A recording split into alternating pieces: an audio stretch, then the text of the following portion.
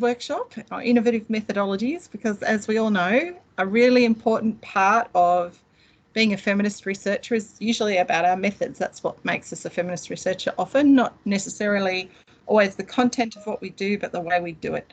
We take women seriously, we ask the woman question. So that's what we're doing today. We're looking at very different types of methodologies and innovative methods, and we're also got our eye on the idea that methods, two ideas basically, that really good methods win grants, and they also are what gets us into top journals. So we have to take methods very seriously for our impact and our excellence, but also that methods are hard at the moment because of, oh, I'm getting a lot of beeps. Is that because something's going wrong and I can't see anything, or is it? No, we're all good. And also the second thing is that methods are really hard during COVID, right? So we're here to help ourselves out in a range of thinking very laterally and in interesting ways about the way we might be able to use different methods during COVID. So that's what we're up to today. Oh, thank you, Tracy.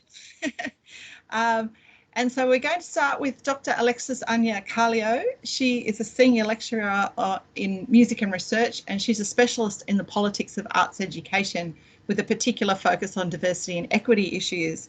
And we're thinking hard, Alexis, about all our friends at the con who are having some interesting issues with the roadmap to sustainability, and we're all thinking of you. Thank you. We can talk about that a bit later.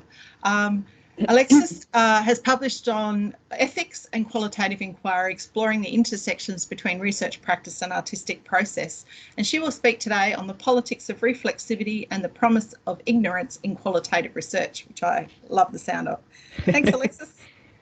Thank you, and thank you for rearranging the order.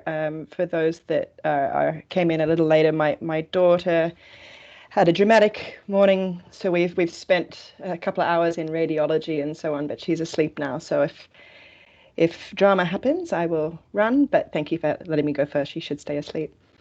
So I'm actually a new faculty member at the Conservatorium. I arrived into Brisbane on the 1st of July. It's not a good year to be moving internationally. I don't recommend it. But I've spent the last decade or so working at the University of the Arts in Finland. And my work isn't specifically on gender, but I use a lot of feminist methods and theoretical ideas. And of course, gender intersects everything. So I am happy to be part of the network. So as was said in the introduction, thank you, my work is generally focused on arts education and equity and social justice issues. And for the last 5 years or so, I've been working particularly on a large-scale research project around these themes. And my particular role in that project was to research the accessibility of a sort of publicly funded arts education system in Finland that's founded on ideals of equity and equality and access, but particularly from the perspectives of Indigenous Sami communities in Finland. So I think essentially this could have been a pretty short study because the institutions associated with this system are sort of established throughout the country on the basis of population size. And the Sami homelands are in the far north of Finland. So they don't exist. And then the young Sami living around the rest of the country, although they have much better access and possibilities for arts education, none of this is in Sami artistic forms or cultural heritage, language, or through Sami pedagogies or onto epistemologies. But the initial 6-month assignment that I had to do this work went way out of control and has been going for the last 5 years. And I think it's largely changed my perspective on how I do and how I teach research. So as a non-Sami, non-Finnish, capital city-based vegetarian immigrant with a long colonial legacy, I was acutely aware that I was a problematic choice of researcher to be doing this work. while I worked really hard to tick the ethical box of researching with, and I'd already abandoned my interview guide following my initial meetings that I'd had together with elders that reassured me that I had very little idea of what questions to ask that would generate the answers that Sami communities need. My lack of understanding hit me smack in the nose during my very first meeting with an established visual artist. And she explained to me, when people go to Lapland, you see this vast wilderness. You see this picture of Lapland everywhere, in art history, in tourism. There are no buildings or structures, so you assume that it's empty. Let me assure you, it's not empty. It's full. I see that same landscape, and I literally see the stories of the land. I literally see the paths that my ancestors have walked. I hear the yoiks. I'll be talking about yoik a bit later. I literally see the cultural history. It's full. Now, she mentioned this just in passing during our chat, but it completely freaked me out. And I had a sort of extended panic about what I was doing, because I kept thinking, how can I analyze these stories and ideas that are being shared with me if I literally cannot hear what was being said? If looking at those same transcripts, I saw emptiness when they were full of meaning. So I knew that I needed to do some homework, and I knew that I needed help. So in addition to burying myself in Indigenous methodology literature and embarking upon a pretty steep learning curve, I arranged for the project to hire a Sami yoik artist and musician, Hilda Landsman. And together we sort of established this sort of dialogic space of uncertainty and disagreement and contradiction and creativity, where we asked each other plenty of the stupid questions. And we really worked together to battle through those questions when either of us gave an answer that we felt was insufficient. So there was a lot of, why do you do it like this? And when the answer was always, well, that's how I was taught, or that's how I've always done it, we sort of dug into that and tried to figure out why, and if that was the best way. So an outcome of this collaboration was a narrative analysis, which was presented through a composite character who we named Aile. And Hilda extended this in, I think, what was a really beautiful way by suggesting that she could also yoik Aile through a deep and sort of extended engagement of being with the stories that had been shared with me. Yoik is a Sami vocal tradition that it differs from song in that you wouldn't sing about. So Hilda wouldn't yoik Aile. Well, she wouldn't yoik about Aile. So it's not like a song where you can sing about somebody. But she would yoik her. So in that sense, it's kind of like an invocation, but it's also not a representational form either, and links in with a lot of community stylistic conventions, and it's very specific. It's notoriously difficult for white Western scholars to understand, and there's been many books that have tried to kind of translate it into white Western scholarship, and all of which are problematic and insufficient. But it's also a very politicized art form. It's been playing a very big role in the revival of Sami cultures in recent years, after being forbidden in assimilatory public settings like schools and churches for many decades.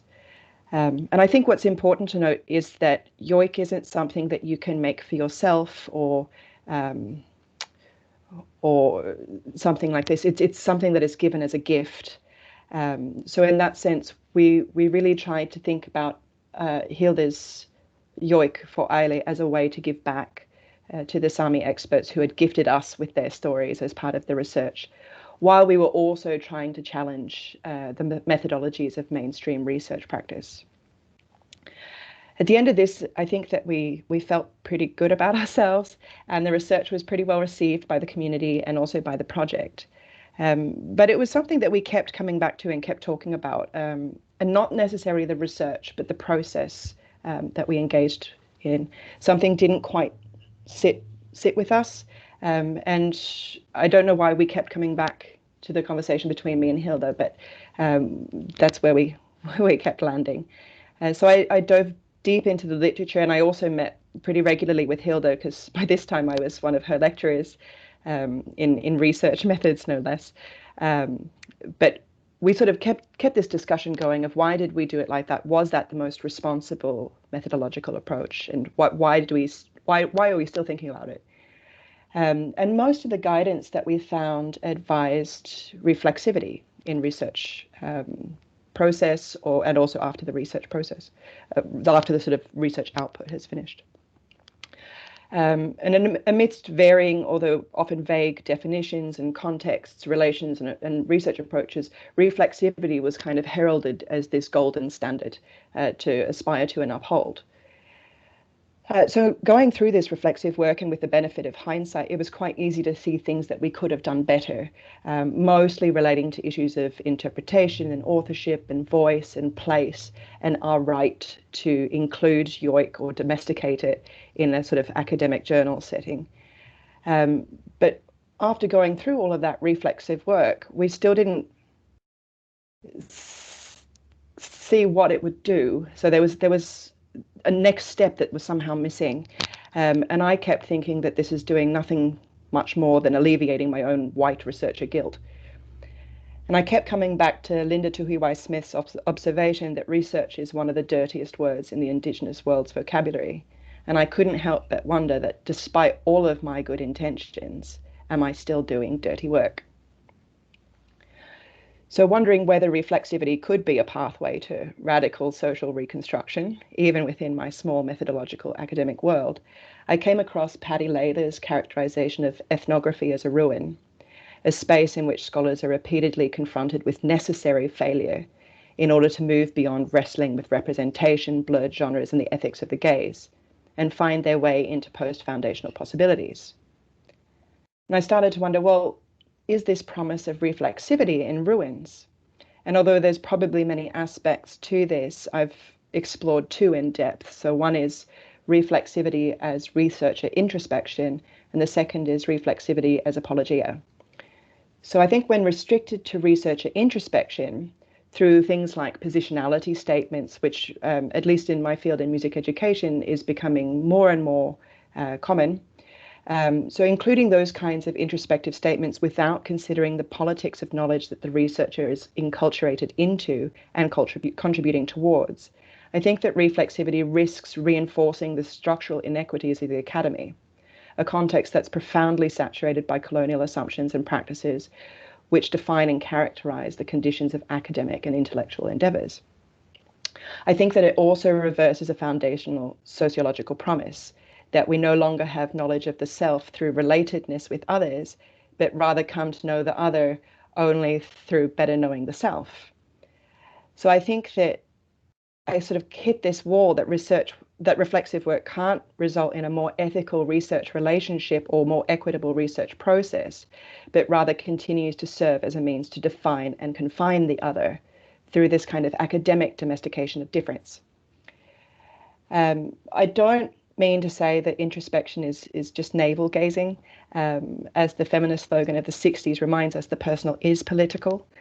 And confessions of privilege or oppression or affiliative expressions with oppressed peoples are often employed as means for scholars to recognize the subjectivities from which they write or speak and acknowledge an awareness of the political structures that frame their own research practice. And without wanting to diminish the important and often courageous strides that many scholars have taken in voicing their own locations and subjectivities, I do think it's also worth raising critical questions such as what is the political project that this reflexive work is contributing towards and who benefits? Andrea Smith has suggested that reflexive rituals often do little to address the structures that enable inequity in the first place, but instead become a source of power in and of themselves, conferring cultural capital to those who seem to be the most oppressed. In other words, reflexivity statements often reflect an understanding that one needs to have first experiences of injustice in order to do justice-related work. Similarly, I think that this confession of privilege, on the other hand, I think it can recenter the angst of the researcher. And I think that this is actually what I was doing for quite a lot of time. And through going through that process, you kind of reposition the researcher as positionally pious. So in this sense, it doesn't dismantle the structures that enable that privilege and inequity in the first place, but rather serves to exonerate and redeem and purify the researcher and unburden them and liberate them from their wrongs. All of this said, I don't think it's necessary to say that we should just chuck reflexivity out, but I think that we can reconsider the critical lens through which a lot of this work is done, and think that maybe reflexivity, instead of leading us towards a superior insight or sort of awareness, or providing an opportunity for methodological self-absorption or a process of catharsis, I've started thinking that maybe reflexivity is better conceived of as a way to listen for other grounds and other worlds, and engage in this sort of politics of diversity in ways that can disrupt and change that research landscape. Now, reflexivity as a form of listening, I don't mean to suggest that listening is a purely receptive engagement. I think that listening is different from hearing, and I think that listening also entails more than remaining silent. I see listening as a quality of intention inherent in the very practice of deliberation, as a process of political engagement. I've been drawing on the work of Susan Bickford in political science, and she talks about political listening, and she highlights the fact that this political listening is not necessarily a caring or amicable practice. She writes that we cannot suppose that political actors are sympathetic towards one another in a conflictual context, which I think many research settings are. But she writes, yet it is precisely the presence of conflict and differences that make communicative interaction necessary. And I think with this in mind, reflexivity, or the failures and discomforts arising through the reflexive process, might better serve as the means to listen, as a way to sort of identify and locate ignorance. Now, by ignorance, I don't mean ignorant to denote stupidity or inferiority or a lack of capacity for knowing, but rather a refusal of the hierarchy of knowledge. I've been drawing on the work of Jacques Rancière, in which case we might better understand ignorance as a refusal of authority, or a refusal of those who know and those who don't, and more have that presupposition of equality from the first place. I think that this calls into question the power-knowledge dialectic, where knowledge is not obsolete, but only one amongst many. In this way, reflexivity as a commitment to ignorance can be seen as a search for directions in which we might listen, and I think also listen better, as a space to verify that equality. I think that this political listening is inherently discomfortable work.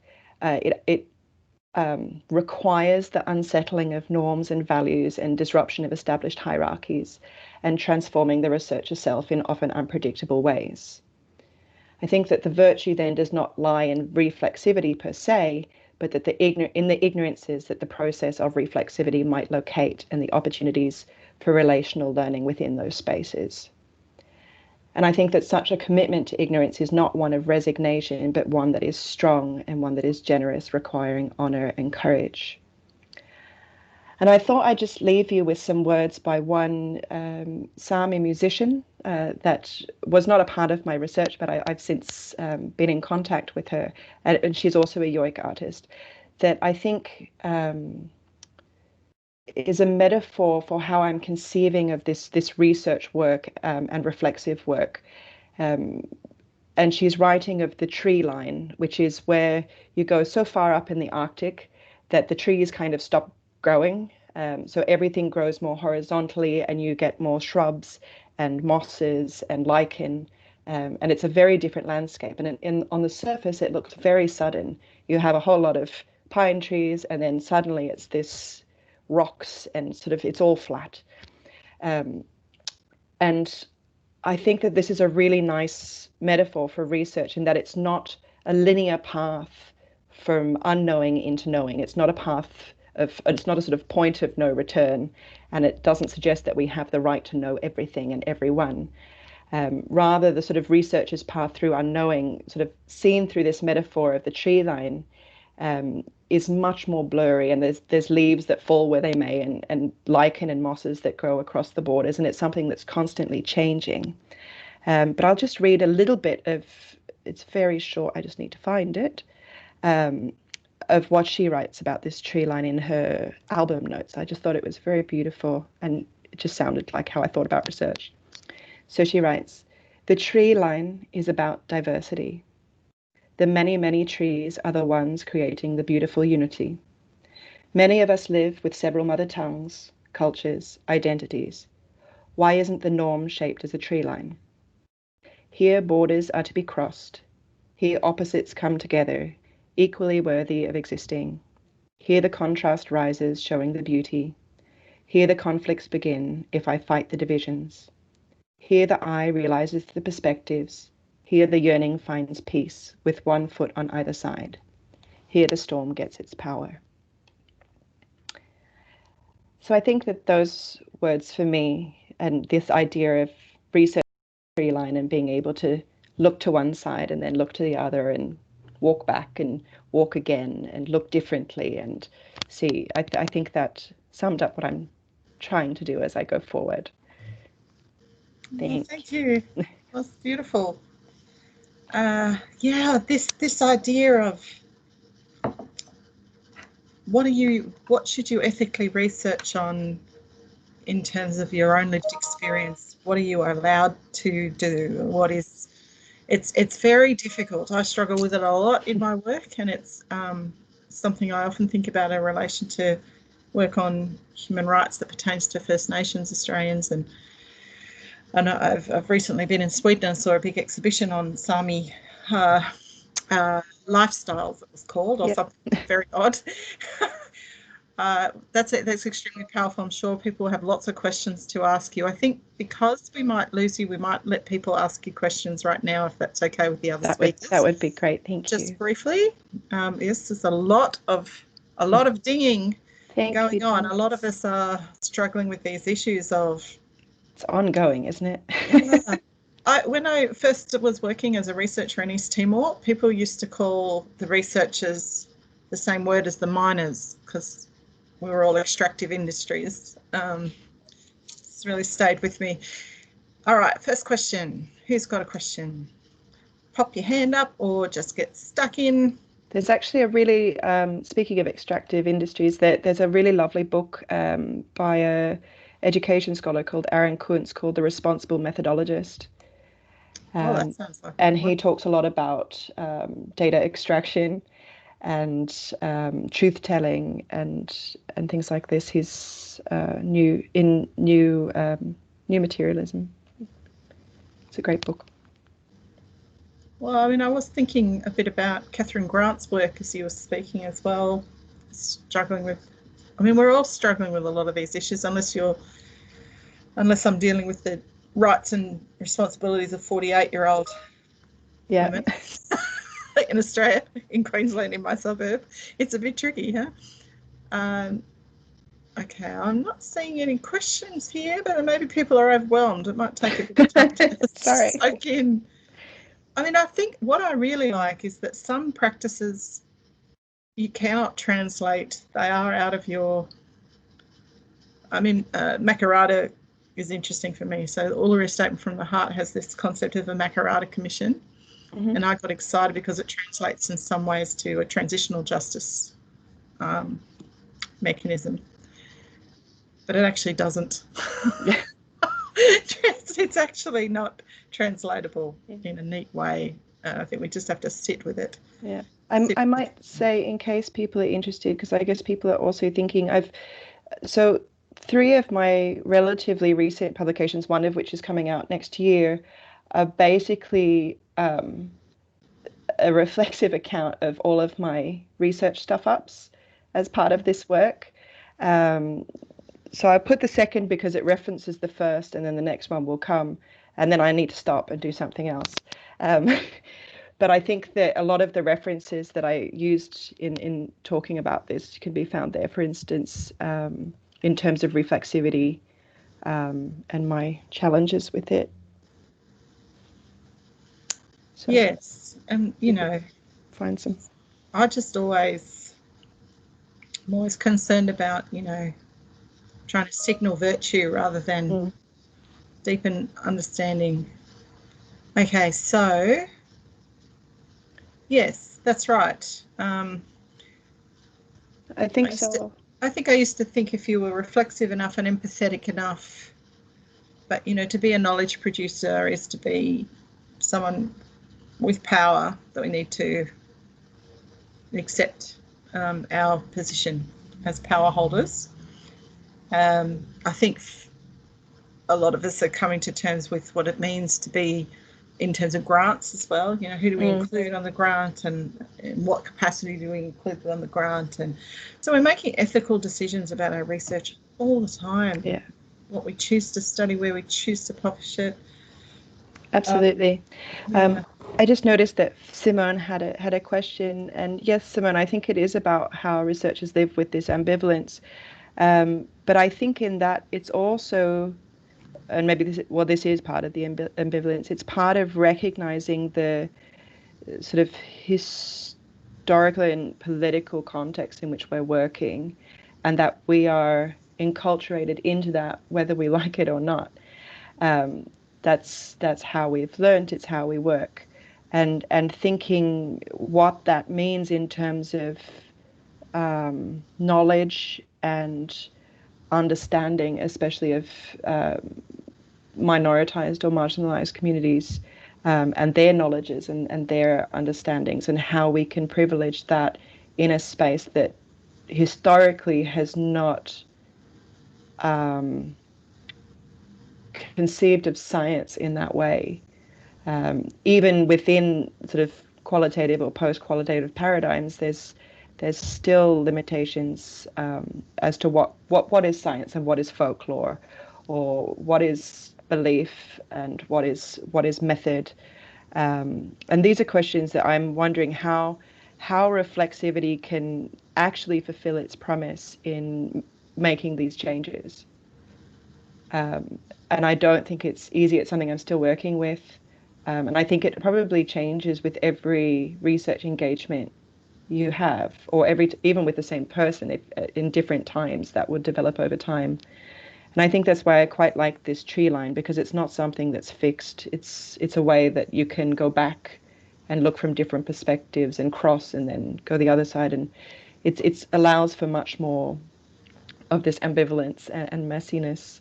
But I think we really need to think about the action part of reflexivity, so that it doesn't result in our panicking paralysis, and it doesn't result in us just making ourselves feel better, but actually does something to change the academy, and then hopefully something outside the academy too. Absolutely. Okay, we have a question from Diana. And thank you, Karen Barat is hello. wonderful. Hello. Thank you so much for your presentation. It's really interesting. I was not familiar with reflexivity. I have a basic question because I was not familiar. Is it a method, a philosophy, or a criteria for assessing the quality of your research? I was just not familiar, so I'm just curious about it. Sure. I think it's not a method per se, I don't think. A lot of people have written about reflexivity, and a lot of the definitions are extremely vague. And there's, of course, many different types of reflexivity. But I would, and please other people chip in, I would include it as part of an ethical criteria in doing especially qualitative research, as part of understanding your role as a researcher and how that shapes the way that you plan a research project, and accordingly the kind of knowledge that is generated through that project. So I think it sort of cuts through method and cuts through interpretation and all these things, and of course interacts with theory in terms of how you conceive of yourself in that space and in those relations. But I think that it probably is most connected to issues of research ethics. Anybody else got a better answer? Yeah, I would think ethics, but I guess also your ethics have to inform your methods, don't they? You could answer the question with an unethical set of research methods, which we have in the past. Absolutely. around Indigenous peoples. So I think they inform each other. Yeah. You know, yes, it's always interesting to me. So if you look at the NHMRC guidelines for Indigenous research, it's very much more participatory and rights-based. And I'm thinking, why don't we do this sort of? Shouldn't this be just this? Isn't this just what ethical research looks like? Yeah. All right. Oh, that was absolutely wonderful. Thank you, Alexis. Thank you so much for having me. Stay around as long as you can, and I will. We're thinking with sending good thoughts to you and your daughter. And now we're going to go to DT. Now, make sure except I managed to. We're just an IT disaster today, everybody. So I'm blaming 5G. All right, so Dr. DT Bhattacharya is an adjunct research fellow at the Centre for Social and Cultural Research. DT's research focuses on human and cultural geography, migration and mobilities, tourism geographies, critical heritage and museum geographies. And she's going to speak to us today on a gendered perspective on walking methodologies, braiding, effect and embodiment, which just sounds fascinating. Thank you, DT. Thank you. Can everyone hear me and see me? Yes. Yes, okay. Well, good afternoon, everyone. And I want to begin by thanking the Gender Equality Research Network for organizing this event. It's really useful, and I'm getting to learn a lot. And Alexis, that was a great presentation. Thank you so much. My presentation today is focused on taking an intersectional gendered perspective on walking methodologies. And I want to take an analytical approach in examining the ways in which walking as a methodological research practice can be reimagined beyond its current contours. Now, even though walking or the question of walkability in relation to urban planning and civic design has gained renewed interest in the last decade, especially within social and cultural geography, which is my area of research, walking as a socio-cultural experience has been used and imagined within our social lives since as far as back as the 14th century. And interestingly, the act of walking through various generations have always had a class-based and gender-based implication in terms of the ways in which people walked, especially women walked. For example, geographer Tim Ingold notes how walking in the pre-18th century was considered tedious and commonplace, a form of mobile transportation for those who could not afford any other form of transportation. The class-based connotation of the word pedestrian often also comes from this kind of narrative around walking. Similarly, the idea of flaneur has often been used and investigated in both works of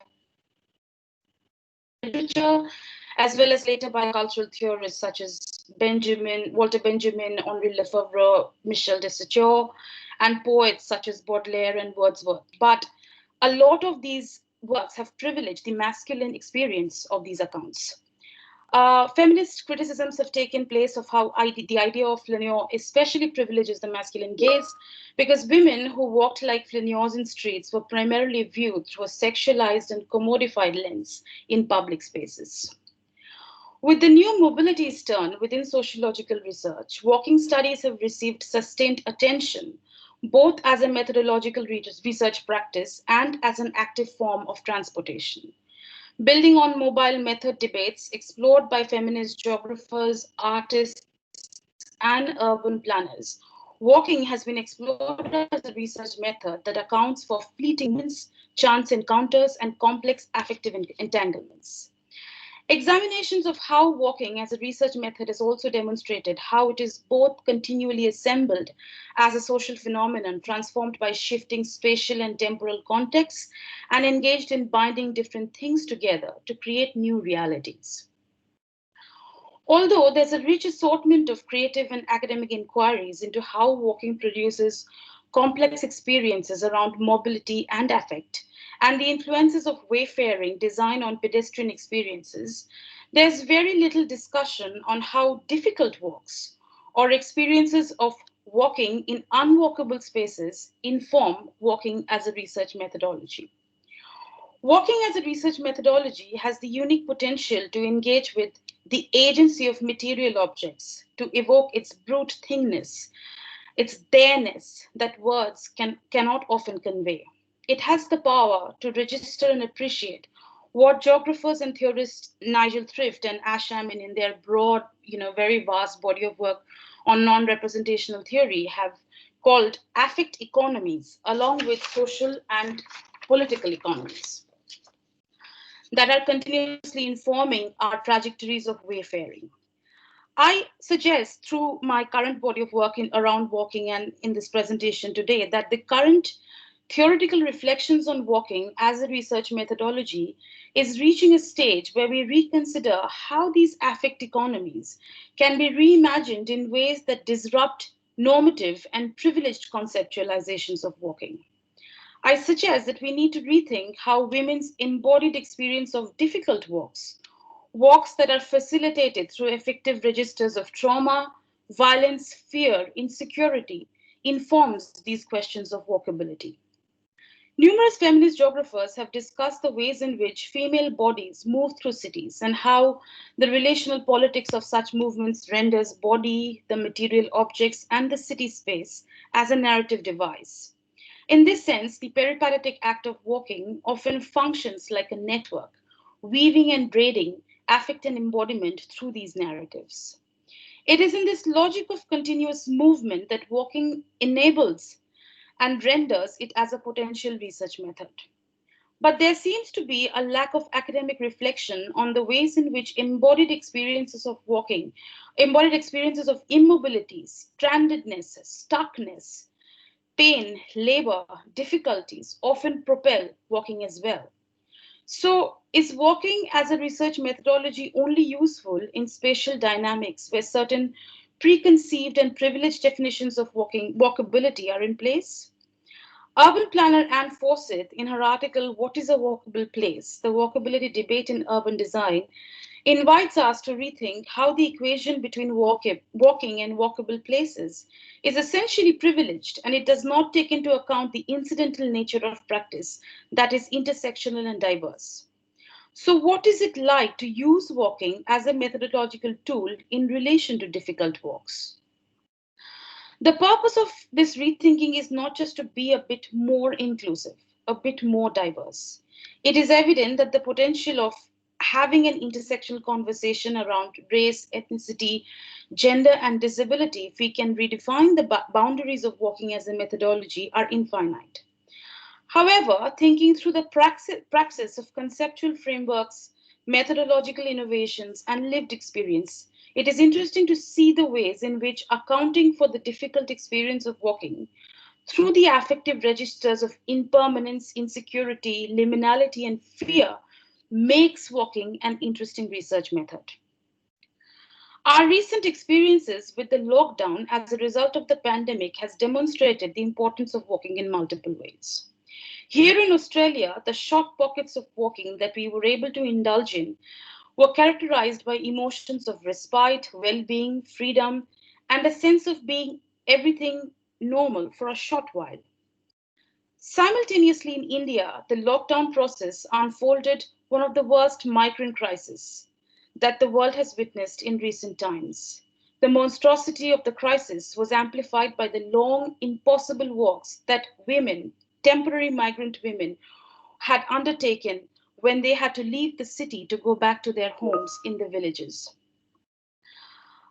The monstrosity of the crisis was amplified by the long, impossible walks that were undertaken by the migrants in their quest for returning home. It is what made them visible, and therefore their walk became a powerful political tool. The act of walking for women, some of them pregnant in this particular case, children and men in many ways, was an affective eruption that rendered them visibility and was a testament of their existence. Yet, the experience of walking remained difficult, painful, and traumatic. When we take a relational approach to understanding walking as a process and a method, we must equip the process of wayfaring methodologically to be able to respond to those kinds of experience.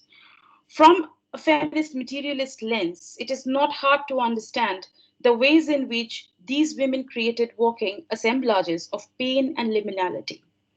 Their affective relations with their trauma of being stranded in cities that were not their home not only ensnared their bodies, it permeated it, seeping in through their pores and sticking it to its skin.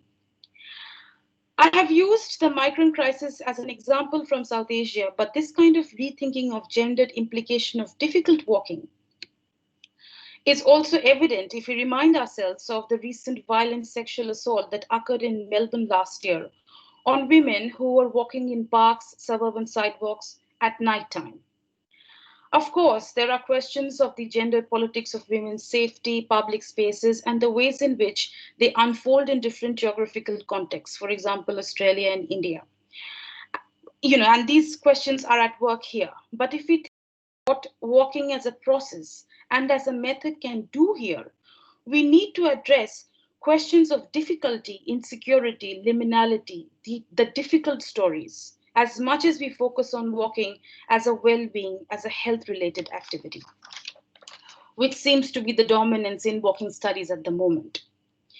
If, like space itself, research methodology is approached as a relational and open to mobile thought practice, then we will notice that when a methodological approach seems to restrict us, it immediately creates an opportunity to use that restriction as a new vector towards creative methodological thinking. This also liberates us from the problem of seeing methodologies useful as defined solely by its capacity to discover or produce useful data.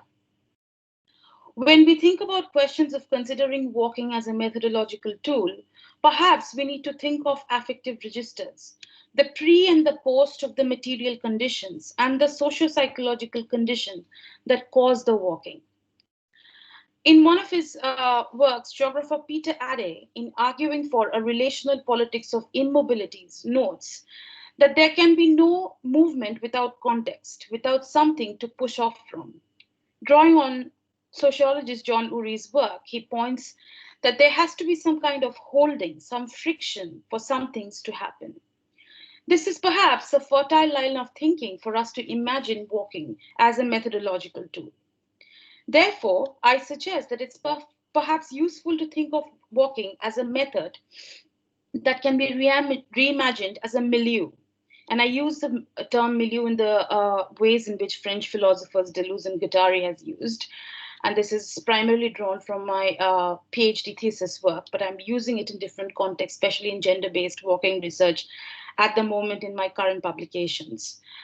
Yes, so, to think of walking method as a milieu, that as if walking were to take place in between, in the milieu, that generative middle from which new rhizomatic experiences emerge, and around which they connect, transform, reconnect, assemble, rupture, take off from lines of flight, away from oppression or stability, towards an open terrain, if only temporarily, until new connections begin to occur. I want to conclude the presentation by putting forward two lines of thought. First, as far as public policies on walkability and civic design is concerned, there's something to be thought about how we create a walkable environment. Public policies around walking experiences are predominantly dominated by questions of health, well-being, livability, and creating a new liberal environmental space. It leaves very little room for us to negotiate and converse about how these spaces can be gender responsive, diverse, and intersectional. Second, we need to shift our tendencies of relying on quantitative, positivist, and privileged documentation of walking experiences that involve urban policy and civic design, and need to focus more on the more complex, difficult, laborious, liminal stories. And in many ways, thinking about walking as an intersectional methodology might help us addressing some of these issues. Thank you.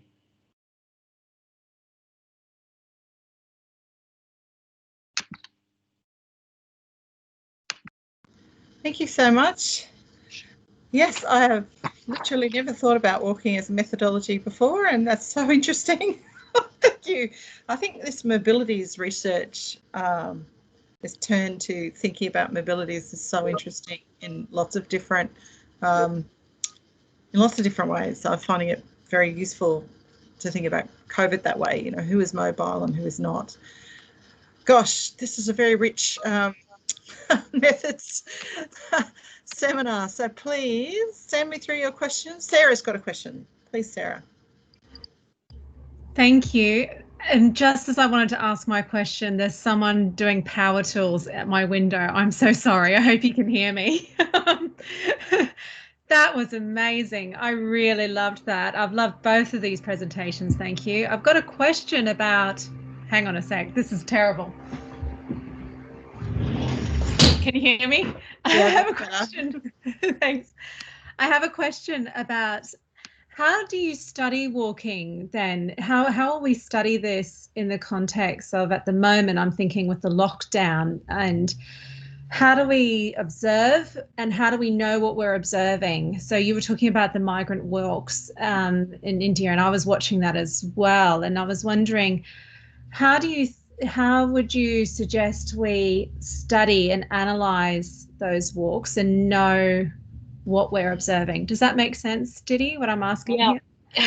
Well, I suppose this is the exact question that drove this, paper. And I think what I have observed is, as much as there's a plethora of literature that's coming out through walking studies within geographical research, I think a lot of these research sort of automatically take a couple of parameters of privilege while marginalizing questions of intersectionality. For example, how do refugees walk? How do migrants walk? How do women walk?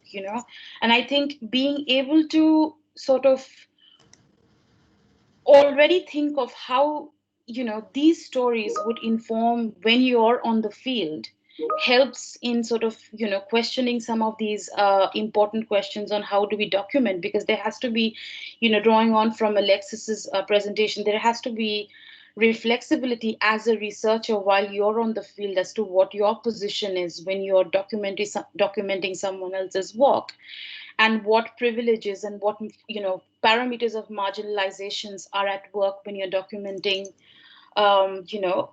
when a woman is walking, and this is, I think this is the gap that we notice when we look at government's endeavors of encouraging people to walk, because most of the times they're always the narratives are always around, let's, this is a healthy thing to do, this is a fun thing to do, this is a exciting thing to do. But a woman who's walking with her child on a parameter might not, perambulator, might not feel the same way.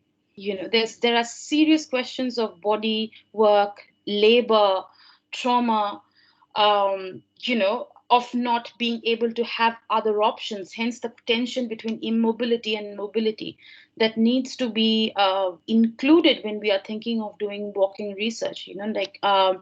Sarah Pink has done some wonderful work on using technology in documenting walking, and one of the advantages of that kind of research is that it just captures everything audiovisually, so there's a lot of room to sort of have these kind of dialogues. But a lot of the times, as far as civic design, urban planning is concerned, the tendency to think of research methods as far as walkability is concerned is quantitative, and it's positivist. It's as if we create an environment for walking, the problems are going to automatically vanish. Well, the problems don't vanish that way. And hence, that goes to show why we need to be asking questions at the intersections of class, feminist experiences versus that negotiating the male gaze. I was just, if you look at any Victorian novel, the way in which women are described to walk are very classist. If you look at Jane Austen's novel, or their experiences of walking are always within enclosed spaces, such as walking in shopping malls or walking in arcades. And those women who are walking on the streets are like almost derogatory terms are used to define them, whereas men are explorers, but women are street women walking. So, and while we have moved away from that time, these tensions are obviously existent, because why would a young girl in Melbourne would be sexually assaulted a year ago when she was walking in a park on her way back home at night time? And what does that mean for me to document women's experiences of walking in parks? If I do a project on women's experience of walking in park, do I take into account that story of violence? So I think, Sarah, to answer your question, we have to take into account what happens before and after these movements to be able to be more reflexive in, documenting these stories. We've got a question from Michelle. Did you want to hop on, Michelle, about how walking and walkability renders bodies with disabilities visible through this embodied process? I'm just trying to... Oh, thank you. It wasn't really a question. It was just more of something that I'm interested in regards people with disabilities and walking methodologies, but also rendering people with disabilities, their bodies visible, perhaps hidden disabilities around mobility and those kind of things. Yeah.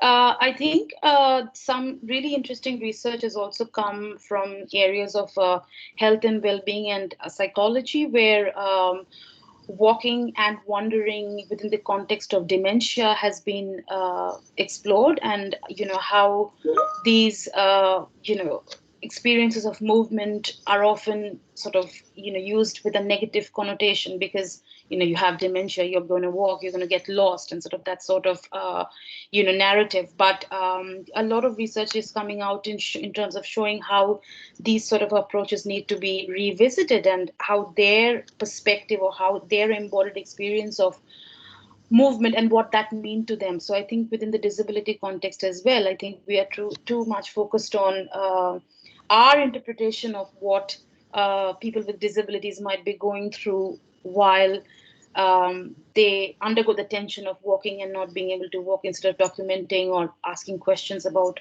what is it like for them to experience these things.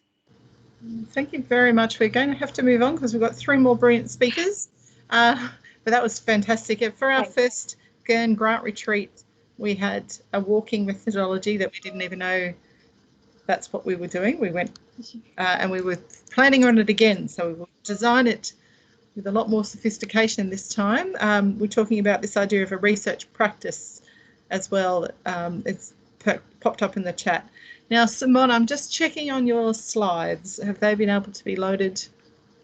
We're coming to Professor Simone Filiga, who is the Chair of Sport and Gender Equity Research, SAGE. Simone is a sociologist, interdisciplinary sociologist, and she looks at post-qualitative methods and feminist new materialist theories to pursue social change within and beyond sport and physical cultures. Simone also undertakes research on women's mental health, recovery, emotional well-being as gendered issues, and she's going to speak again on embodiment or body mapping as a feminist method for arts-based collaborations. Thank you so much, Simone. Thank you, Sue. Angela has very kindly solved our tech problem by putting my slides up on her screen, because I can't get them up. So that's great. I thought we might not have visuals. So what I think I'll do is I'll just be able to let Angela know when we're moving to the next slide. And these slides are also up on our team's site. But fantastic to be able to go after the first 2 brilliant presentations, and there's so many connections. And Diti, I really want to get a copy of your paper to cite in this chapter I'm writing about walking habits. I think you're doing fantastic work. Thank you so much. Yes, I'll send you through, and to anyone else who's interested as well. Thank you so much. Yeah, and I'll send you a link to the Feminist Library in London. Just put out a COVID newsletter, and there's a really beautiful piece in there about intersectional understandings of walking in London with COVID going on. So I think you'd really like that. So we'll yes, I'd like to see that too. Thank you. So I'm going to talk, in 10 minutes about body mapping as a feminist methodology, and how it I use this as an arts-based collaborative method and project. And it is informed by feminist new materialist concepts, and I acknowledge the language can be quite complex, or people aren't used to it, so I'm not going to go into a great deal of depth, but I'm happy to respond to any questions. But I really want to talk about this notion of body mapping as a feminist intravention. So not an intervention in the conventional way that we might think about public health or other more standard approaches, but an intervention where the research evaluation process can work to amplify and work alongside the creative project itself. So this is a challenge. This project's been a challenge for thinking about how to do evaluation research differently with creative projects and practitioners. So in a sense, I'm very interested in embodied movement and what embodied movement brings to research, and different ways of thinking, feeling, moving with ideas and practices from a feminist perspective. And one of the kind of provocations for this project was Erin Manning's work, and I've got this quote that always really stays with me throughout this project. And it's something that I talked with Vicky, my creative collaborator, with a lot about, as she's a dancer and choreographer. And it's this quote: "There is never a body as such. What we know are edgings and contourings, forces and intensities. A body is its movement." And if we could go to the next slide, Angela, that would be great. This notion that we can move away from a bounded, phenomenological, human-centered notion of embodiment really opens up different ways of thinking about how women experience embodied confidence and movement. So this project came together with Untold Dance Theatre, and Vicky Hearn is the director in Bristol when I was working at the University of Bath. And she was developing an outreach project using somatic movement practices to engage women to develop more confidence in their embodied movement. So she also had performances which were amazing range of theatre performances with all women cast. And this was an outreach project that she was using to travel around the UK to engage women into being active, but engaging not necessarily with those who had a lot of dance experience, but those who were just interested in perhaps getting back into movement or would like to take a first step. So this project was developed around a workshop that she ran over a weekend in Bristol. And what we decided to do was to come together right at the beginning to think, how could we kind of co-design and co-create this evaluation that wasn't a standard evaluation, that would actually have some usefulness in terms of facilitating collaborative learning and becoming for Vicky, who wants to develop her approach to somatic practice, and also for me, learning about how to do work with creatives, and also for the women who were part of the actual workshop itself. So it was a great project, and we learnt a lot through it. And there is a report, which is a kind of standard report format if anyone's interested in having a look at that. And then there's a whole bunch of publications in press I'm happy to share with anyone who's interested. So here's a couple of pictures of the process of body mapping in the various dance spaces or movement spaces that we used over the weekend. And if we go to the next slide, thank you. One of the kind of key questions here was, how do we think conceptually and practically about how women's bodies come to matter through movement, and thinking about the diversity of what bodies can do, and also how bodies, and thinking intersectionally as well, how bodies have been constrained through gendered habits of movement, you know, socio-historically, economically. And these, you know, come back to some of the early work that feminists have done, like Iris Marion Young on gesture, and Throwing Like a Girl was one of the kind of key essays a number of years ago, explored this.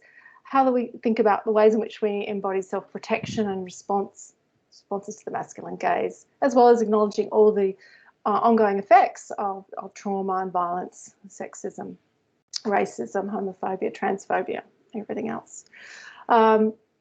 So we need to be thinking about the kind of careful approaches that can help with the undoing, transforming, becoming processes. So these were quite philosophical ideas we were working with, but in a very practical context of Vicky designing a somatic movement program, running that program, and me working with a body mapping process around the actual program. So we had 12 women, so quite a small but intensive focus, and it was intergenerational experience. So we ended up having women from their 20s right through to their 70s, which created a really interesting dynamic. And we ended up having some participants who had some dance experience and those who had very little, so a really mixed group, and predominantly white, but not exclusively, women from identified as British South Asian backgrounds, some Europeans, and a few people who also identified not necessarily as having a disability as their primary identity, but we're dealing with issues relating to injuries and mobility in their lives. Okay, next slide, thank you. I won't go through this because it's quite dense, but just to kind of pick up on the way in which we're theorising embodiment and the knowledge practices that we were thinking about through movement, so both methodologically and in terms of the practice that was going on. So what could we learn from the kind of movement practices we were engaging in? And then how could we also think about the way in which power was always at work, so the entanglement of power relations in our embodied experiences that brought in not just our human experience, but also acknowledging the objects, the memories, the spaces that we were working within. And that meant thinking about the floors that we were on, thinking about the sound and music that was also used in some of the sessions, and thinking about the way in which we could use body mapping with creative practices, pens and paper, to kind of up different ways to explore the complex effects of experiences and acknowledging the diverse range of those effects, positive and negative. That's a very simplistic way of putting it, but the complexity of those. Okay, next slide. Thank you. So body mapping itself is an arts-based method that has been used in a variety of social justice contexts, but it's usually used with a kind of humanist interpretivist focus. So what we were wanting to do was to move away from some of those assumptions to really think about how we open up research in terms of the worlding practices that they can create and how that is human and non-human at the same time. So what we did was we had everyone draw their own body maps before the somatic workshop started, after a warm-up activity to kind of get into our bodies. And women then were invited to respond to some questions about the gendered nature of their experience and body confidence, and also what they were kind of hoping to get out of the workshop weekend. And generally that involved drawing a kind of normative body outline and then writing and mapping, and I'll show you some examples of some of their ideas, so using it to explore. Then the workshop was run over the weekend, and we came back at the end to do the body mapping again. And we really encouraged women to kind of push beyond staying within the lines if they wanted to think about how that movement experience had shifted something in the way in which they related to themselves, others, their past, their futures. And then we brought those body maps together, and we had like a group discussion, like a focus group, to share insights. And in that process, we were able to draw out some reflections on what they found valuable about the workshop, and Vicky was very much part of that process. Also wanted to say that we did a few follow-up interviews. We invited everyone to take home a journal and to continue to kind of draw or write about their experiences of the somatic practices and how that somatic practice may have shifted something in their lives. And of course, somatic practice is very different to conventional dance processes because it's about noticing rather than disciplining the body to learn a particular skill or movement. It's really about learning to move with ease and noticing when discomfort occurs in the body or what that relationship with space is like. So somatic practices are very much about attuning through embodied senses and ways of moving differently. So very subtle, but quite profound, as often the case we found. We also made sure that we had a social worker present when we're doing body mapping, and I think, again, that question of ethics is really important. despite having all the ethics forms and things like that, it is an effective process, and anything can come up at the time. And so that's a really important part of acknowledging that if anyone's doing body mapping, they have to think about the complexities of what that looks like and the kind of support that's available. And there is a whole book written on that, which I can recommend to people later. So we didn't get that many women take up the opportunity to continue a journal, and people are very busy, and I think that's not surprising. But in the journals that were kept, there were some really rich accounts of the ongoing experimental inquiries that women were doing about their movement lives, which are really fascinating. And they were, theorizing about their experiences in the context of how movement could enable them to challenge gendered assumptions, but also practical things that they'd learned about how they move differently with less pain, how they thought about questions around fear, all of those things about the kinds of spaces that were in anger at feeling restricted around certain places and around those dangerous walks, as Didi mentioned. So lots of questions came up around this whole notion of how we rethink the concept of confidence and embodied confidence, because there is a lot of material, a bit like the walkability, health promotion literature, which is about, empowerment and become confident in your body, and therefore you can be more active and strong and healthy. Well, actually, confidence is not an individualized phenomenon, and essentially that's what we were opening up in this project.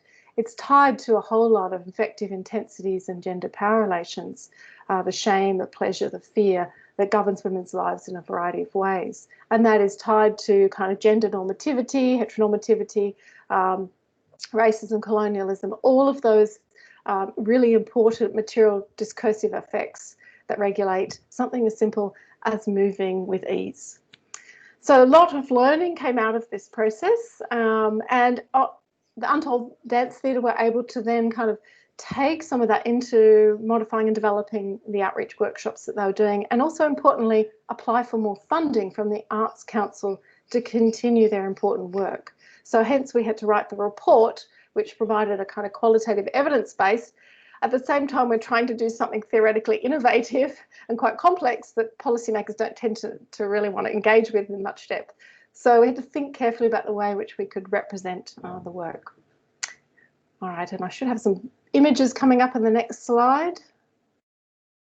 Okay, so this is just a couple of shots of some of the processes of drawing and writing, and how it offers a creative way for women to explore, questions that were posed, but the responses were really interesting and diverse, and there was a conversation happening in different spaces across the room.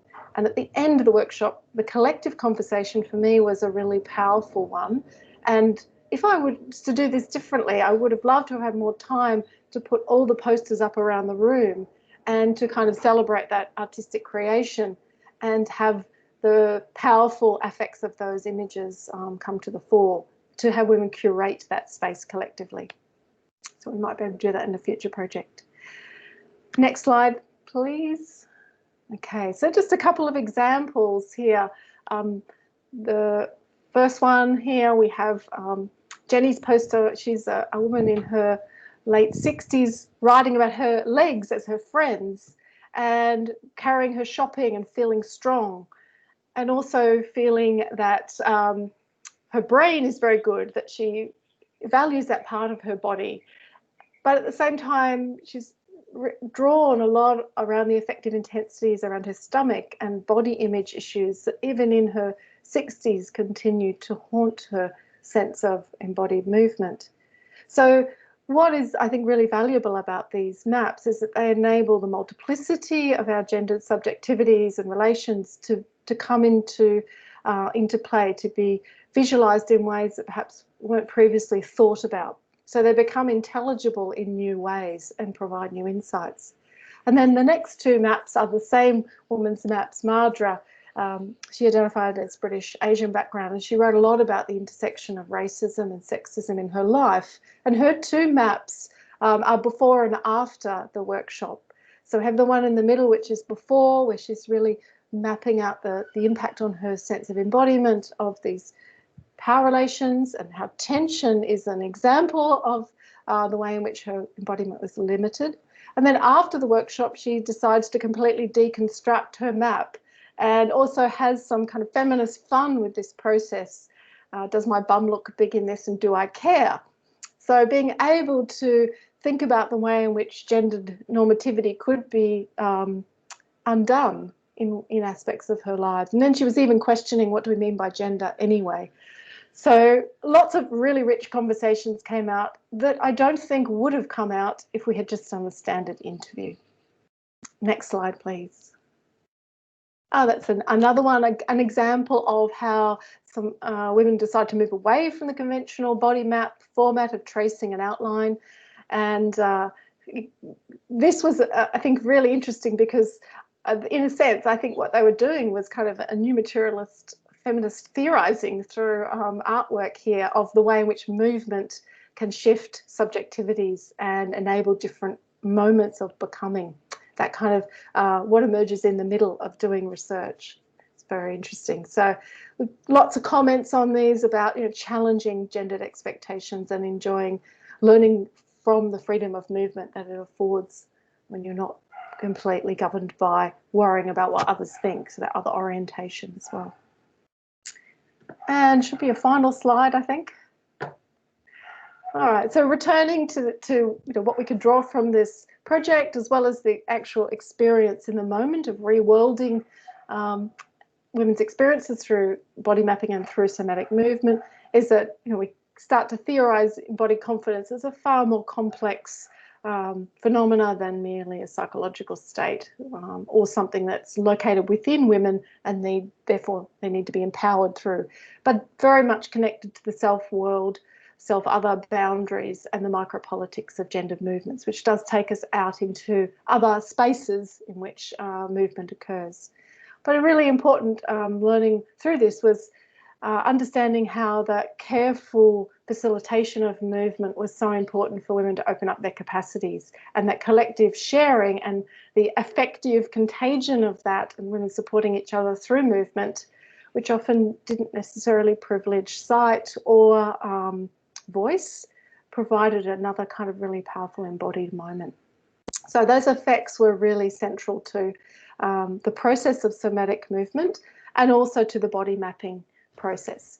Where I think there are tensions with body mapping is that if we had used a standard approach, body mapping can be quite a static process. You're drawing a still body. So how do you bring the body in movement to mapping in a way that captures the power of that movement? So, which is why we wanted to encourage women to be abstract, to take the body mapping in new directions rather than stay within the lines.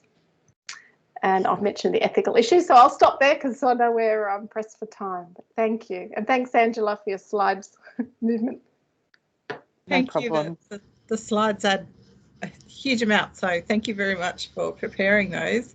There's a lot going on in the chat. We've just got time for a couple of questions before we have to move on to Cherylin, but that doesn't mean we can't answer questions. I know you know Anna Hickey-Moody's work intimately, and the rest of it. So that's interview questions. Catherine Q. Lattimore wants to know about interview questions. Simone, what were the sort of interview questions that you asked? Yeah, we had kind of a set of questions that we broadly wanted to know about in terms of, you know, what was your experience, and depended on which stage we're doing it. But at the beginning, it was kind of like, how do you think gender has been a part of your movement experience? And then, you know, once the body mapping process was underway, I went around to women who were individually working on their maps or in pairs, and I did just little short interviews about what's going on now. What are you drawing now? What are the kinds of experiences you're conveying here? Not wanting to interrupt the process, but really drawing out a bit more about what they were experiencing and how that was powerful. And then we had the group discussion. You know, what was it that was helpful about this body mapping process? What did it reveal for you, or how were you moved through this process, and what was it about the somatic practices that were important? So very kind of open questions. And the follow-up several months later were really questions around, you know, can you tell me more about what you've been doing in your journal? So very open questions, and then following along. because there was, we could have talked for a very long time. It was quite a contained project, but really, really rich. So I'd love to have more time to do, have the time in a project to do more in-depth and engaged work. This requires a lot. I think everybody's going to go home and have a bit of a draw. It's such a nice idea. I know in the aid world, monitoring and evaluation space, we used to just do all these things, and now we give kids cameras and say, take pictures of what's different and what's better, or not. Like I think this kind of creativity about asking questions is so important, and that sounds like people had a really deep experience with the research question themselves. So, I guess going back to what Alexis was talking about, are you designing research that's meant to help people or help yourself? This what does both it gives people an experience, and it produces really interesting questions, and you know what I mean? It's an experiential kind of way of doing research. I like that. It's totally new to me. I just found it fascinating. I just have to say I'm really reflecting on whether lawyers need to continue the way they do their work. It's just so boring. All right. We have yes, publications. So people are, a theme in a lot of the questions has been share your resources, people. There's a real hunger for your papers you're referencing, so key methodologies on how to do this kind of work, Simone, would be fantastic. So yeah, that's something we can definitely do in the chat. And also, Sarah and I are always plotting, but gosh, this would make a great special issue, this one, cutting edge feminist methodology, so interesting. So I think that's something we have to think about. I'm going to allow one more question. Who's got a burning question? This is one more. Flip your camera on, get stuck in. No, everybody's. Oh, yep. Oh, yes. Thank you, Dita. Yeah, definitely. All right. Oh, well, in that case, we're going to move on. Everyone, what's your work, everybody? Thank you. We are moving to Dr. Cherylin Lennon. Cherylin has just moved to Griffith University. She's been teaching in rural Queensland, and she now convenes the secondary English curriculum courses in the School of Education and Professional Studies. Her research locates itself at the intersections of rurality, gender and literacy studies. And Cherylin's going to speak on feminist new materialist ways of knowing the world. I'm really interested. Follows on from Simone beautifully. Thank you, Cherylin. Thanks so much, Susan. Can I thank Alex, Dee, Simone? That's been amazing. I've learned so much from what you've been talking about. I almost a little bit talking about the confidence and the affective forces. Simone, you're a very hard act to follow there. Can I just check? I can't see, I'm not getting chat. I haven't had chat for like 20 or 30 minutes. And Simone, I listened to your presentation, but I could not see one slide, which really, I was desperate to see them. So I had a black screen. So I'm a little bit nervous that my internet connection is not going to be wonderful. Could someone maybe come on, because I'm not getting any chat, and just let me know if you can see me and hear me? We can, and the chat's there, so I think it might be your internet connection, but Adele was having the same problem. So okay, all right. So just be aware I can't see chat. If people want to make a comment, just interrupt me, please, or I think there's a hand up. Yeah, that would be great. Thank you for that. Now I'm going to have a go at sharing the screen. So again, Susan, if you can just let me know whether people can see this screen when I share it or not, because I'm a bit nervous. Sure. Of how things are going here with the internet. I think it's working. Well, Okay. no. It's just black. It's black, is it? Yep. How about I request control? I'll see if I can show it on mine, because I'm at work. Hang on, I just pushed allow. I don't think I did that before. Is that any better? Nope. Alas, not. Aha. Okay, because I've got lots of visual images as well. Only give control to people you trust. Have I given? So I pushed allow and you can't. So I'll push allow again. No? No, I'm sorry. Right. I'm just not sure how to, yeah.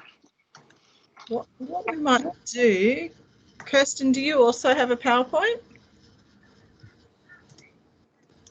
Yes, I do. Oh, and that one's working. Okay. Oh no, Cheryl, yours is working. Just popped up. Can everyone see that now? I can see it. I can see it. It's working. Oh, beautiful. Okay, let's go then. A little while. I thought what I'd do is just talk generally about being a relatively early career researcher. I have been at Griffith now for 6.5 years, so I came straight off the back of a PhD out west. So I guess I'm somewhere in the middle of becoming a researcher, but everybody is as well. And before I go any further, I would like to acknowledge country, the traditional owners, the country where we're all gathered in our different spaces today. And I'd particularly like to pay respect to. Now, are you moving that for me, Susan? I was just checking whether it does move, but nothing's working. Oh, you can't see anything? No. No, I can see the title slide, but it's not moving. Oh, okay, because I'm onto for some reason this is onto the third slide. It's just going at, okay. I thought you might have been controlling it. I was trying to. It's just very, very slow. Yeah. Okay, well, it's actually moved through to the third slide. So I've done my acknowledgement to country, and I was going to mention the Big and Ball people from Gundawindi because that's the community that I've spent a large part of my life in. And then give you some background on my I'm just wondering what are you seeing, Susan? Is this so where are the boys? Okay, so you can see that slide. Mm-hmm. Right, and it's got some background beside it, so I might actually read from my notes here. So I was posted out west about 30 years ago as a secondary English teacher, and my doctoral study basically set out to answer that question, where are the boys? And because they weren't performing in the school setting, they were significantly underrepresented when it came to universities, heading off to university, academically, but they were actually presenting in other ways in the school as far as resistant behaviour and all those sorts of things. And that photo on the right there was almost a trigger for my research. It was the awards night. It was grade 8 to grade 12 before the year 7s entered schools in Queensland, and you can see that the dux of every year level is a girl. So that's sort of where it came from. The study. Now I haven't got control because I've given it to you, Susan, so I can't go to the next slide. I know, but it's not moving. I'm so sorry. You might just have to abandon the slides, I'm afraid. It's just stuck. Okay. Might have to send it to Angela, and it looks like Angela is going to be able to put it in the chat for you if you send it to Angela. If you want to try and send it to me, Cherylin, I can try and put it on the screen like I did for Simone, if that helps. So it's coming. It's just really slow. So it's just popped up the things there, and I'm so I'm afraid we'll just have to keep traveling. That's I can't even. My mouse isn't even. Oh, there it is. It's working now. So if I stop presenting, are you saying? No. Minimise. Yeah, look, I'm wondering whether this is getting a bit too complicated. Do I just talk or do I move on to... Yeah, just please talk. That'd be fantastic. Oh, such a shame because some of the visuals really highlight the research. Okay, so that was my background. I ended up merging in. So what happened then with my initial study my doctoral study. It was just a traditional interpretivist study. What's happening? Why are the boys underperforming? Let's see if we can find out using traditional methodological methods. But pretty shortly into the study, as I started to understand that what was happening in the school was actually connected with what was going on in the community, and it was actually entangled with beliefs and practices and historical traditions of gender roles and performances, the study became morphed into more of a critical and activist study, and where I was using a post-structural feminist concepts to underpin it. So this idea of the study as and the researcher and the researchers as ecological and continuing to unfold as the study progressed. And at this point, I was going to show you some newspaper clippings from the community to show you how gender roles were often portrayed in the local newspaper. But I'll just describe a few of the things that you would have seen if you could have seen them. Were images of close-up shots of footballers looking very tenacious with captions such as Boars work hard in first half, and courageous local rugby team downs the neighbouring side. There were images of boys with cans of beer in their hands laughing at parties with "Boys will be boys" written under them. There was an image of the local council which had a picture of 20 men in ties and not one woman there. So that's the community that we're sort of looking at. And then there was one particularly horrific image which I won't even bother trying to talk you through because you really need to see it. But anyway, so my study progressed as a post-structural study with an activist element, an interpretivist element, and it got really messy. And I turned to bricolage at the time, and actually published a book which covered the study as well. So, but what happened throughout the study, and because it was an activist study, I started writing local letters to the editor, pushing back, and are we comfortable with some of these things? Well, that really did stir up a hornet's nest in the town, as you can imagine, in a small community, where I challenged some of the beliefs, the practices, and in particular, I challenged an image that was being used to market a local event to our youth, to our young people, a BNS ball. And it actually had an image of a male emu raping a female emu and was asking the local youth to come along and have a good time at that ball. Now, after my activist phase, I tried to stick with the traditional methodological, post-structural, feminist, let's analyse the discourses. But what I found was that I was so entangled in this research that my traditional training as a researcher, as a traditional qualitative researcher, was actually unsettling me, because there were things that were happening that I felt needed to be talked about and spoken about in my research, and I didn't really have a way of doing it.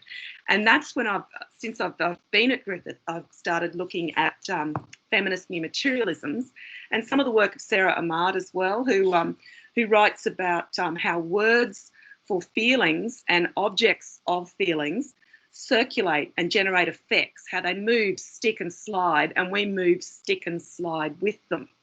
And some of the words that left impressions, and she talks about impress with the press part in italics. So the idea that words actually leave traces on your body, names or the way that you're called or spoken about, or that you do the same for others, leave traces, and words bury through skin and leave scars, so that they're embodied in more ways than just listening or reading them.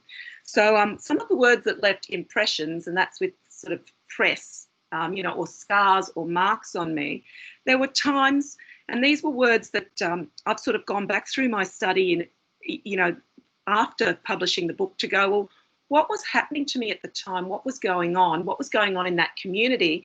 And how was I entangled as a gentle force in shifting and shaping and changing the things that were going on? And some of the words that left impressions on me were words like brave, so right, this district needs more women like you, empathetic, respectful, responsible. But there were other words that were also being published about me in the local newspaper, words such as alarmist, she's a nihilist, absurd, a bit slow in her uptake, She's confronting, she's out of control, she's ridiculous to the extreme, old-fashioned, humourless, politically correct, and that her dim view has been informed by some unpleasant past experience. I'm really sorry, someone's knocking at the door. I'll be back in 30 seconds.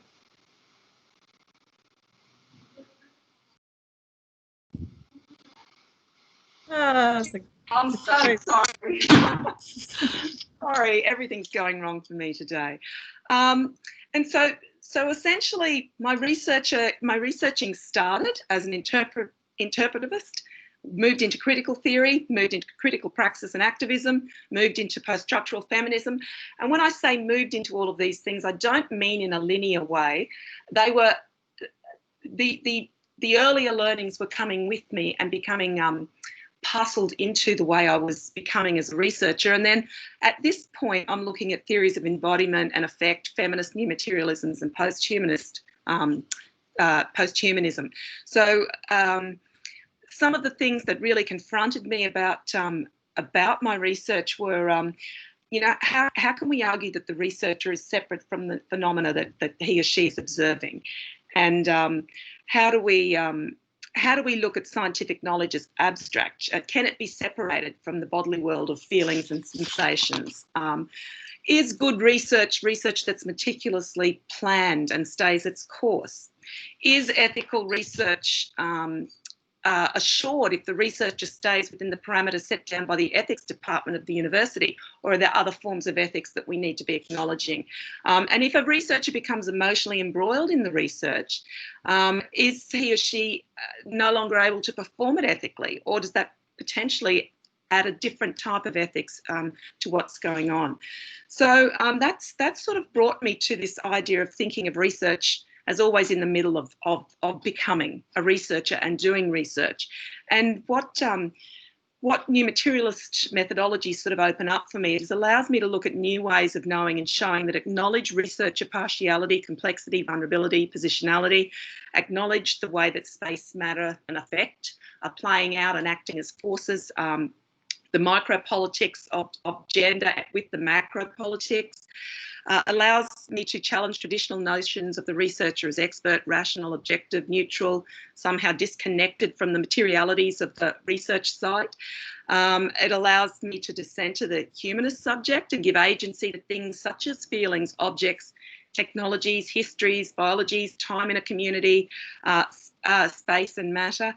And it also allows me to consider research and the researcher as an ecological process and an ongoing performance, as opposed to something that gets done, completed, finished, and is an output. So yeah, that's kind of where I was going. I might just I might leave it at that. Thank you so much. I'll just get you to stop sharing your screen if that's all right, because you'll have to do that your end. Thank you so much. That's beautiful. Now, we do need some questions, but we're also going to have to move on to Kirsten Small. So please send me the questions in the chat, and then I'm going to read them all at the end. Kirsten, let's see if we can make your PowerPoints work a little bit better. Let's have a go. Oh, yeah, it's beautiful. Look at that. Look, when internet works, it's a lovely thing. Fabulous. Introducing Dr. Small. She's a specialist obstetrician and gynecologist, and she's worked as a researcher, a writer, an educator, and a clinician. Her PhD examined issues of power in maternity care relating to the use of fetal heart rate monitoring during labour. She's going to speak on introducing institutional ethnography as a methodology. Thank you. You're welcome. Thank you for letting me join the group. Anything that's not a randomised controlled trial in healthcare is seen as a rather innovative and cutting-edge methodology. So I've had my mind broadened somewhat today because all of this stuff is very, very new to me. And I thought I was a bit out there with institutional ethnography. Where to begin? Well, begin at the beginning. Dorothy Smith is the Canadian sociologist who was the creator of institutional ethnography, which she calls a sociology for people. It emerged from her desires to create a research methodology which would be useful for activism. So it's an approach which is designed to help people produce material change in a material world and make a difference to the way things work. So she says, in terms of thinking about approaches to research, the postman have asked her the truth, but what we want to do is know more about how things work, how our world is put together, and how things happen to us as they do. And from that starting point, give us a base then to be able to produce change in the world. So I just want to run through some of the theory of institutional ethnography, and then I'll talk about the specifics of how you go about doing it. This particular image occurs quite often when you're looking at institutional ethnography writing, and it's known as the little hero diagram. So there's one of me at the bottom as the person whose life is being affected, or in terms of your research, it might be what we call your standpoint informant, the person for whom and on behalf of whom you are conducting this research. And we go about our daily lives and we do work. So we do specific things that require attention, focus and skills in order to be able to successfully navigate the world. And our work is socially connected with other people's work in order to be able to produce sense. You know, I teach, so I've got to interact with students and other people within the university life in order to actually generate the work that I do. Above all of that work sit a number of influences that come down and impact on the way that I'm able to do the things that I do within the world. So there are institutions like healthcare, education, finance, government, and further up than that, there are these discourses, which are the ruling relations, which flow through institutions and have an impact on the way that we conduct our daily work. Within high-income countries, those influences act mostly through text, and Dorothy Smith defines text very broadly as basically things where meaning is replicated and can be created in one place by one person, but used in another place by another person. Obviously, with my familiarity within healthcare, and so we have policy and procedure documents, we have electronic records. There are pamphlets that we produce to people, we use textbooks. They also extend to, as I said, electronic health records, so computer-based systems, but include things like videos, images, and even the call bell system at the hospital I came to recognise was a text in that it was used to express a particular message when it was used for people. So in terms of understanding how does my life happen the way that it does, then we look at how texts produce effects on us and how they bring those discourses down through the institutions that we work within and impact on our daily life in ways that coordinate our work. So institutional ethnography is a critical feminist methodology and is interested in understanding how power and discourses impact on our everyday experiences of life. The ontological position that is taken for an institutional ethnographer is that knowledge is very much situated. So knowledge always has a knower, and that knower always occupies a social, political, economic, ethnic and gender position in the way that they view the world. And therefore somebody who occupies a different position but looking at the same thing will have a different set of knowledge. And you can't divorce the knower from the knowledge. Epistemologically, researchers, and we call them informants in institutional ethnography, are recognised as co-creators of knowledge, and we work together to generate the findings of an ethnography, rather than considering the knowledge that researcher and informants hold as a source of bias that needs to be controlled, erased through the process of conducting your research. So why do we do institutional ethnographies? As I said, the original conception for this was as to provide a base for activism. You can't really impact on what's happening for people in their lived experiences until you understand how those lived experiences are organised by forces that are outside of the immediate experience experience of those people. So it's very useful for making sense of the everyday, and I use this to complete my PhD, but it continues to be very useful, particularly if we're passing through the roadmap to sustainability, to make sense of the experiences that I'm having within an institution such as a university. It allows us to show how a thing, problematic, happens the way that it does, and it then therefore shows the generalizing effects of ruling relations in that things like patriarchal discourses impact on everybody within a particular workplace. But the goal is not to produce generalizable findings. They are always very strongly grounded in the particular time and place and people in which the knowledge generation work happens to people. So that's the theory. Looking at sort of the details of methods of what we actually do, the starting point within an institutional ethnography is to identify a problematic. So we begin at the ground floor, and it's a very grounded and concrete research method.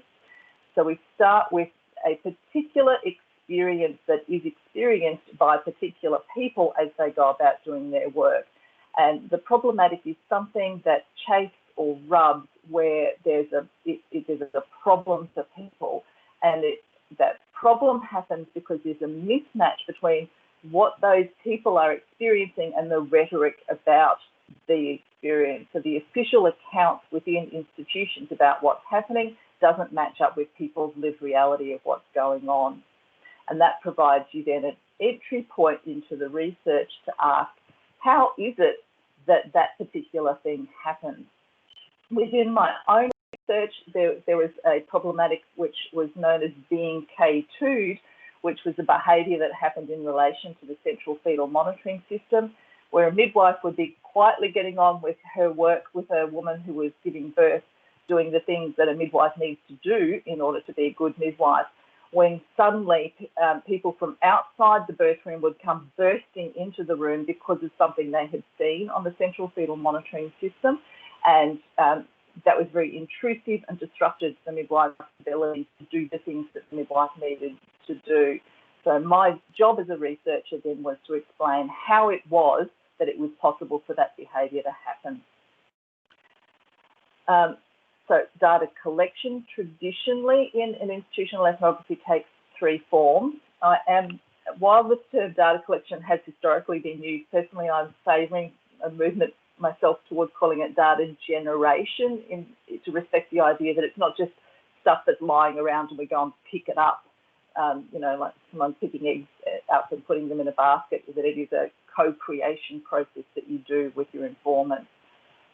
Observation is a common approach. So we're looking at what is it that people are doing? How do they know what to do in their work? What shapes and coordinates the way they go about doing it? And what are the social processes that you can see? We'll often combine that with interviews so that you can then kind of fact check what it is that you've seen and hear from people's first-hand experience about their knowledge of how to be an expert in the work that they do, and to hear more about their perceptions about what shapes the work that we do.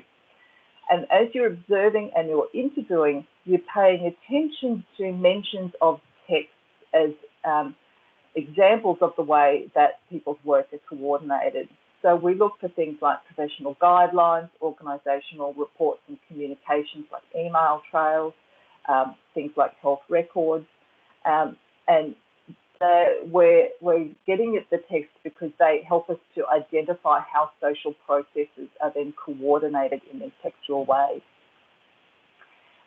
Analysis in institutional ethnography is quite difficult to describe, and it's quite specific to the individual text or interview or observational data that you're analysing. Essentially, it involves holding that particular element of data and asking it, what are you telling me about how this particular setting or how this particular event happens in the way that it does?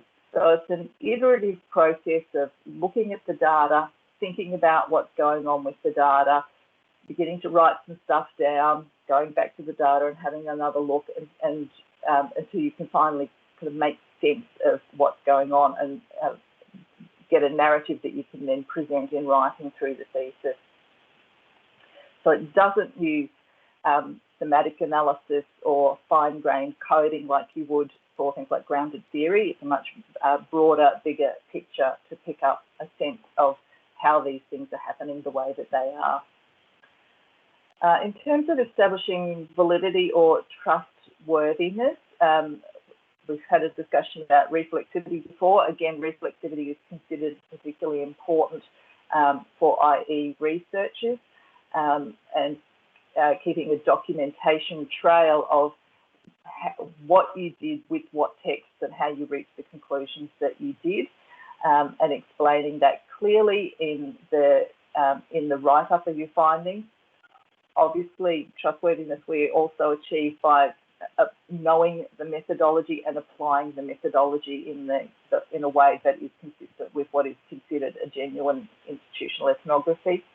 And going back to that point at the beginning, the aim is to produce findings that reflect the real world. So, you know, in a sense, you can do things like member checking, where you then present the findings back to either the people that you interviewed who were your informants, or to other people in a similar situation, to have them go, oh yes, I recognise that, that's exactly the way it happens for me as well. Produces the trustworthiness that we're looking for within the research. This one's a bit of a busy slide, but it's basically the summary of the findings that I found within my doctoral research. So we've got poor confused midwife down the bottom going, how did that happen? How is it that all these people just ran into my room? And this summarises some of the text and textual processes that were coming into play with that. And the two forms of discourse that I saw that were responsible for the organising the problematic to occur the way that it did was firstly obstetric discourse, which is inherently patriarchal, and it flows down through the scientific literature, through our professional guidelines, through the educational offerings that were compulsory for midwives and for obstetricians to complete, through the design of the equipment that people were using. And it brings with it these assumptions and values about women as being simply a container for a fetus, who's actually the most important person in the room when a woman's giving birth, about midwives being not very clever and a bit dangerous and needing to be constantly supervised and surveilled, but obstetricians as being the ultimate holders of knowledge and the people that would ultimately rescue the situation. Another strand that came through the findings was that of governance, or the new public management approach, that says that, you know, the world can be organised in a really clear, linear way. We've just got to set the KPIs, measure the outcomes, and then have, you know, some kind of an accountability process to hold people to account, and all will be well.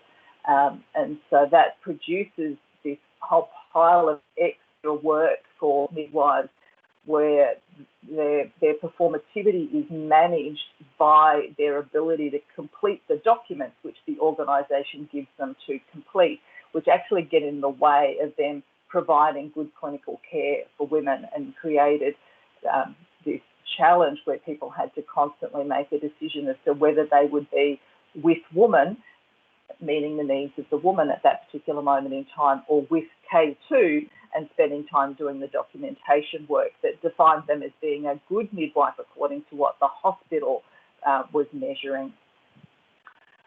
So that's my really brief run through institutional ethnography. I'm very happy to take questions on it, recognising that it is a very brief run through, and I've certainly found it a very useful approach for my doctoral research, and I'm keen to do further work with institutional ethnography moving forwards. And if other people are keen to apply it themselves, would love to have conversations with you about it. Wonderful. Gosh, what a romp we've had this afternoon. Look, I know everyone's going to race off to get to the school, and God knows what we all do this afternoon, but So we're sorry that we've had some issues with the timing, but you're all too interesting is the problem. Cherylin, there is a question about your book. How do we get your book, please? If you could tell us the title to your book. And similarly, I'm hoping that, Kirsten, your PhD will be published. Is that what's going to happen? It will be. At the moment, it's still under embargo, but February next year it'll be available. And if you want a sneak preview, people can email me. It's interesting, isn't it, about I just put in the chat, there's a feminist institutionalism global group, and one of the things they're a bit famous for is they help PhD students with their methods. So it's a really great group, so I recommend it to any of our ECRs or HDRs who are on this chat. So they're wildly supportive, and they'll check your methods section and all the rest of it. They're really fantastic. Okay, I know a lot of people are running away, but feel free to give Kirsten some, and we have one. Simone's got a question about, oh yes, of course, I was thinking too, it's an emotional time, the kind of field you're in, women are right at their rawest, I would think. I certainly know I was probably at my most difficult place I've ever been in my life when people were checking the fetal heartbeat of my newborn baby. So I guess this idea of how you deal with those emotions. But just before we do that, so for people who have to run away, I want to say the next seminar, which is on the 16th of October, is Molly Dragowitz and Uti Donovan, and it's going to be spectacular. And also we have the recording of the Sisters program, wonderful seminar previously, is now available. And also we're coming at you very soon with some information about how to work on our grants collaboratively together, because winning a grant has never been more important, peoples. So we're going to support each other through grant season, and how to make the most out of that opportunity. Look, I think I might actually have to wrap it up, but I'm going to take it upon myself to make sure that Kirsten and Cherylin get some questions sent to them. And if people want to stay online and have a chat, please do. But I'm also going to have to leave myself to get my babies. There are so many interesting methodological questions that have been coming out of this. And I feel like we've got more to say on this, and I think we should, as feminists, be right on the edge of this work, trying to adapt what has been traditional academic methods that may not have reflected the lived experience of a more diverse group of people. We've got a challenge. So thanks everyone. We're so grateful to have you online for these 2 hours.